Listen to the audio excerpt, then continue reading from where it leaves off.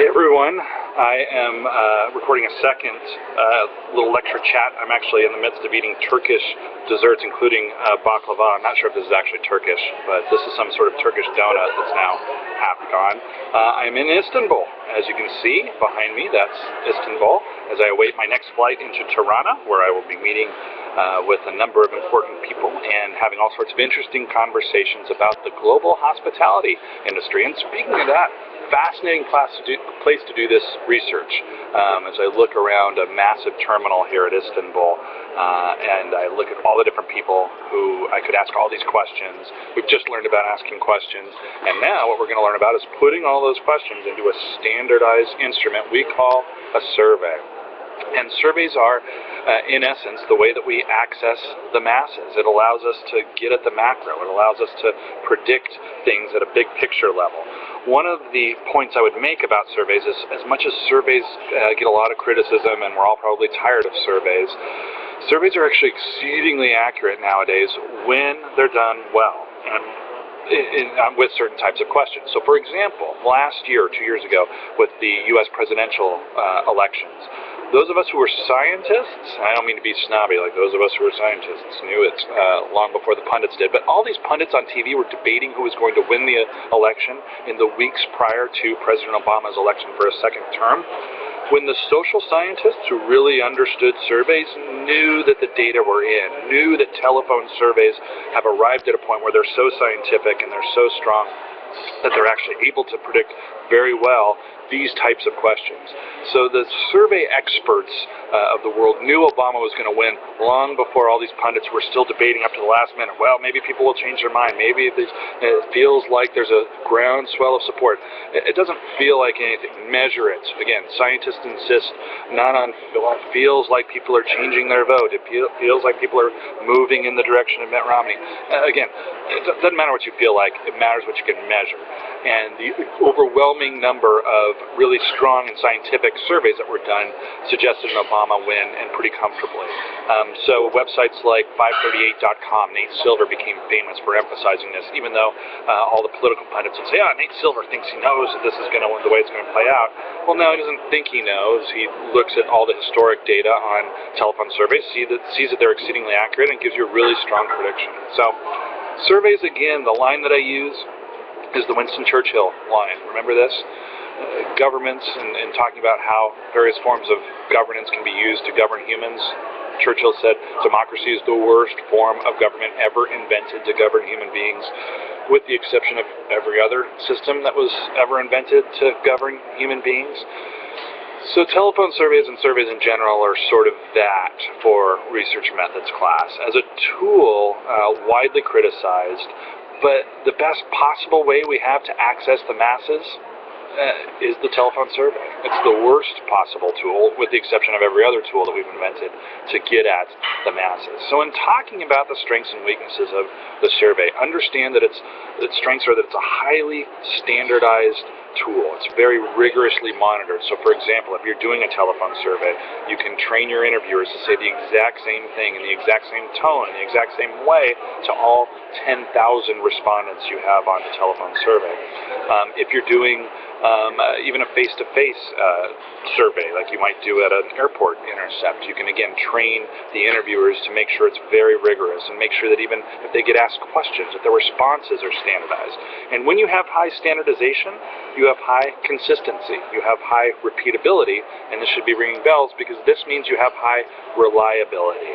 When you look at the slide that I've given you on surveys, you'll see that there's a big star in a grid showing that these are very strong in reliability because they're very consistent, very standardized, very rigorously implemented. But validity is where they're a little bit weak. And this is when you're frustrated with surveys or frustrated with, I took a telephone survey the other night and it was bogus, really didn't seem that meaningful. This is what you're frustrated about. You're really making an argument that it's not very valid. It's not really capturing what you intend to capture, at least with any depth at all. Survey is really good at getting a high level of information at a relatively superficial level, but amongst a whole lot of people, and relatively quickly and cheaply. These are all strengths of the telephone survey. And again, with certain types of relatively simple questions, like who are you going to vote for president, really good at having your finger on the pulse of tens of thousands of people. You don't have to, for example, talk to all of America. You can talk to a slice of America if you do it in a systematic way through telephone surveys that now have sampling techniques that are fairly rigorous that we discussed a few weeks ago, and you can have a lot of confidence in those responses. But if you want depth, if you want richness, if I wanted to find out, for example, how many people here at the Istanbul airport are a little bit scared because the news in Turkey, if you've been following this, the news that's frightening my wife and my mom, is that there's some battles going on nearby here that may lead to safety concerns amongst those people who are here at the Istanbul airport, right, because of all the bad news in this neighborhood right now. And if we wanted to do a telephone survey of all our victims, maybe we do an intercept survey, a face-to-face interview of people here at the Istanbul airport, and you ask people, okay, on a scale of 1 to 5, how concerned are you about your safety as you travel through Turkey? You get 4s and 5s, very concerned, but that wouldn't give you a whole lot of depth of information. Again, you'd have a very superficial level of information.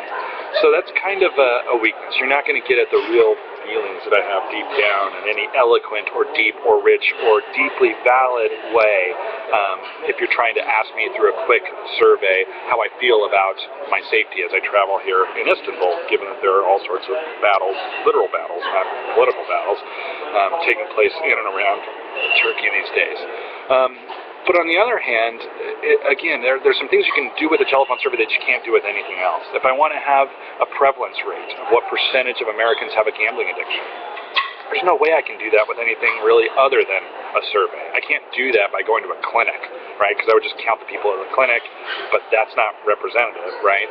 So if I want to find out amongst a large population of people how many people have a gambling addiction, a telephone survey is probably my best choice. Certainly a survey is.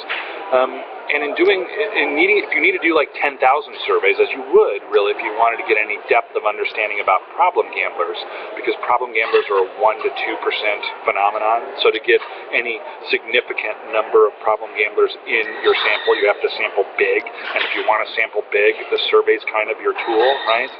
So, for example, in my work, as I try to assess how widespread, how prevalent problem gambling is in America, we know from previous studies it's about a 1 to 2% phenomenon. But if I want to do any study of, for example, what the gender breakdown is of the problem gamblers in America, if I want to find out that X% are male and Y% are female, I really have to do a survey.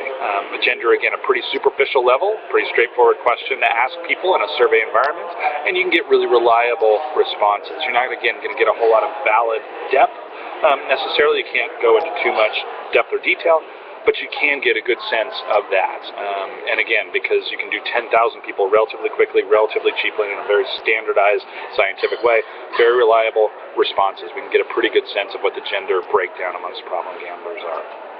So those are, in brief, the strengths and weaknesses. The strengths are, it's our tool for the macro.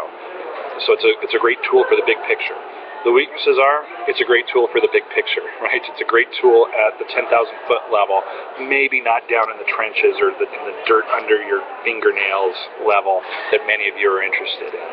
So from the Istanbul airport, as I think about maybe surveying all these people on how worried they are, because after all, in all the news here, there's all these battles taking place in and around the borders of Turkey.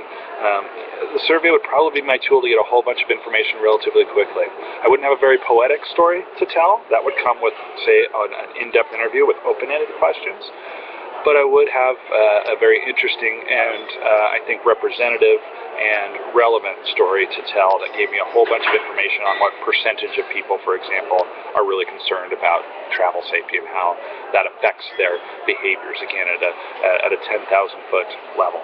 So speaking of 10,000 feet, I'm about to fly at 30,000 feet as I head out of this country and into another nearby one. With that, I'll stop recording. Please shoot me an email if you have any questions on any of this. I hope this format works, but it'll work better if you ask me questions. So reach out via email. My cell phone is off, but I am around. Take care. So long from Istanbul.